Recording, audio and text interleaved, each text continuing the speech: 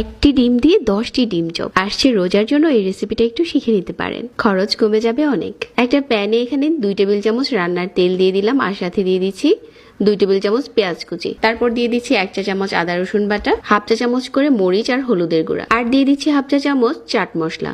এটা কিন্তু আমি আগেই শেয়ার করেছিলাম। এখন ম্যাশ করা আলু দিয়ে দিচ্ছি হাফ কেজির মতো। খুব ভালো করে ভুনে নিচ্ছি। চুলা থেকে নামানোর আগে ধনেপাতা কুচি আর কাঁচামরিচ কুচি দিয়ে দিলাম। এখন একটা সিদ্ধ ডিম কাটার দিয়ে কেটে নিচ্ছি। সেম ভাবে পাতলা করে আপনারা চাইলে ছুরি দিয়েও কেটে নিতে পারেন, তবে কাটার দিয়ে কাটলে এটা বেশি ভালো হয়, স্লাইস গুলো সুন্দর হয়। কাটার দিয়ে ডিমটা কেটে নিয়েছে, আর এখানে 10টার মতো স্লাইস হয়েছে। আমাদের আলুর মিশ্রণটা ঠান্ডা হয়ে গেছে। হাতে নিয়ে কিছুটা চ্যাপটা করে মাছ বরাবর ডিমের স্লাইস দিয়ে এভাবে করে মুড়িয়ে নিচ্ছি। বানানো হয়ে গেল একটি ডিম চপ। এখন টোস্ট বিস্কিটের গুঁড়াতে প্রথমে গড়িয়ে নিচ্ছি। আমি এখানে 2টো ডিম ফেটিয়ে নিয়েছি, আর এই ফেটানো ডিমের উপরে এখন ডুবিয়ে নিচ্ছি। আবারও টোস্ট বিস্কিটের গুঁড়াতে এভাবে করে গড়িয়ে নিচ্ছি। এটা চিনি ছাড়া টোস্ট বিস্কিটটা, যেটা আমি গুঁড়ো করে নিয়েছি। এখন এই ডিম চপগুলোকে আপনি সংরক্ষণ করতে পারেন, এভাবে করে বক্সে ভরে রেখে দিতে পারেন। তবে আজকে কিছু আমি আপনাদের সাথে ভেজে শেয়ার করছি।